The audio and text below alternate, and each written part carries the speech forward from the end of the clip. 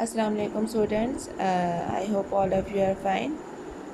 Last time आपको अगर याद हो तो हमने टू कंसेप्ट्स पढ़े थे एसिड बेस के, विच आर अरहेनिस एंड ब्राउनस्टेड।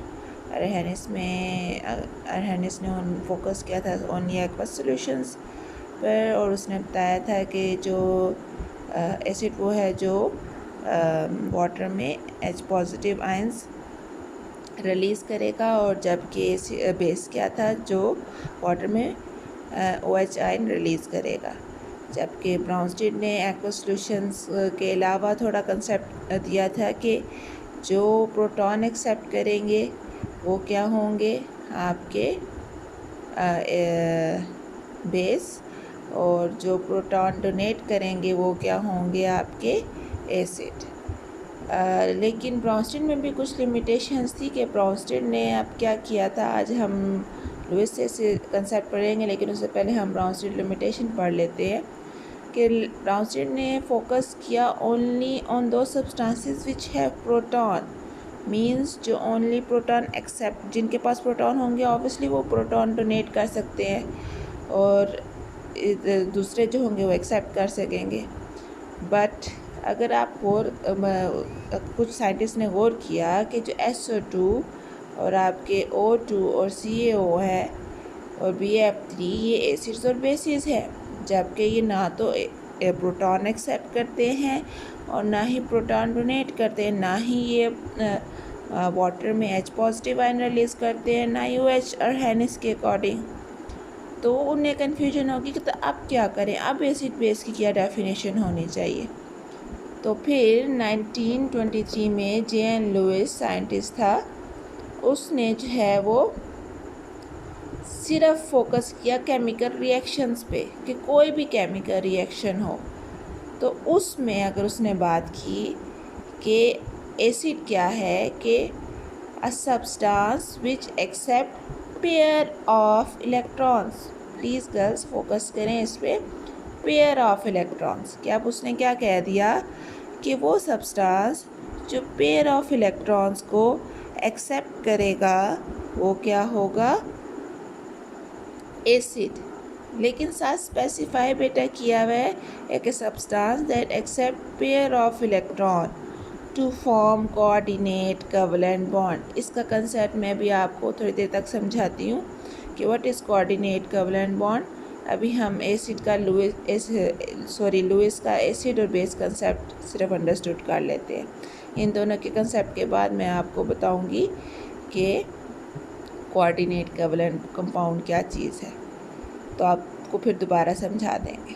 अब एसिड में उसने क्या क्या है लुईस एसिड में कि acid is a substance that accept pair of electron to form coordinate covalent bond. अब एग्जाम्पल बेटा देखो, तो आप अगर HCl में देखो,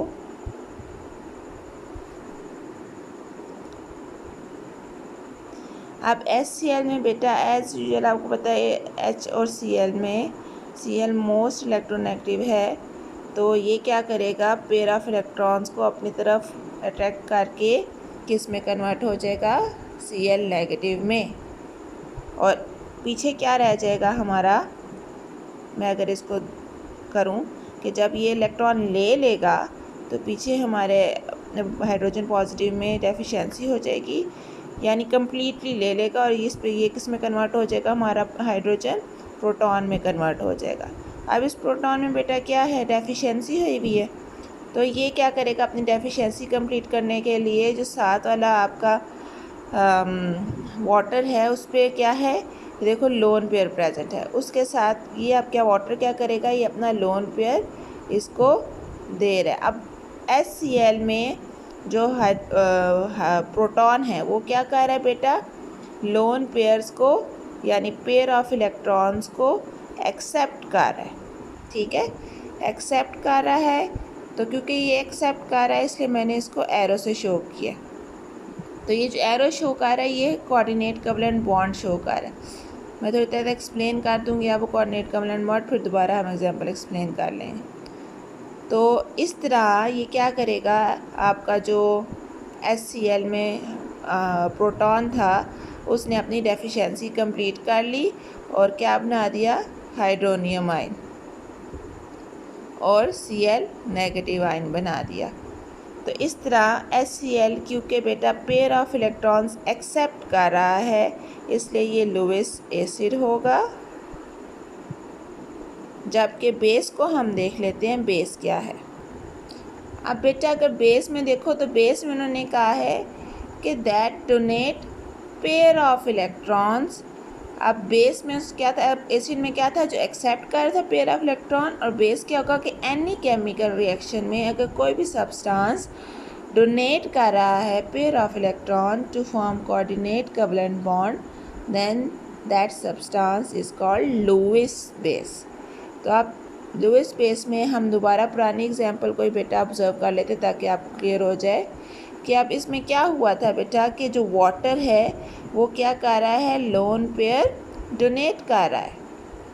ऐसा ही है ना, देखो लोन पेयर, इसके पास लोन पेयर मौजूद था तो ये लोन पेयर किसको दे रहा है, HCl में उसके हाइड्रोजन को, जो प्रोटॉन क्यों कन्वर्ट हो गया था कि मोस्ट इलेक्ट्रोनेगेटिव होने की वजह से ये इन दोनों में क्लोरीन ने इलेक्ट्रॉन शेयर जो इनके दरमियान हो रहे थे वो कम्प्लीटली ले लिए थे और वो किस में कन्वर्ट हो गया था, आपके क्लोराइड आयन में, और पीछे वो प्रोटॉन फॉर्म में रह गया था। तो अपनी डेफिशिएंसी कंप्लीट करने के लिए उसने क्या किया, अपना लोन पेयर उसने शेयरिंग की किसके साथ, आपके ऑक्सीजन के लोन पेयर के साथ। तो इस तरह जब उसने H पॉजिटिव आयन ने एक्सेप्ट कर लिया और आपके जो वाटर है उसने क्या किया है, अपने पेयर ऑफ इलेक्ट्रॉन डोनेट किए हैं। क्योंकि water pair of electron donate कर रहा है तो ये आपका क्या हुआ, लुईस बेस। तो अब बेटा ये जो एरो है ये शो करता है कि ये जो पेयर ऑफ इलेक्ट्रॉन्स हैं कौन डोनेट कर रहा है और किसको डोनेट कर रहा है। तो एरो की ये पोजीशन इस तरह वाली ये शो कर रहा है कि ऑक्सीजन क्या कर रहा है, पेयर ऑफ इलेक्ट्रॉन्स किसको डोनेट कर रहा है, आपके H पॉजिटिव को। तो इसीलिए इसको हम बोलते हैं कोऑर्डिनेट कोवैलेंट बॉन्ड। वो मैं आपको फिर दोबारा डिटेल बता दूंगी। कोऑर्डिनेट कोवैलेंट बॉन्ड को हम एरो से रिप्रेजेंट करते हैं। ठीक है, क्लियर हो गया बेटा लुईस एसिड और बेस का कंसेप्ट। तो इस तरह हम एक और एग्जांपल देख लेते हैं बेस की। अब इसमें बेटा देखो, अब इसमें एक आपका है अमोनिया NH3 और एक है BF3। अब बेस में हमने क्या पढ़ा था, which have ability to donate pair of electron.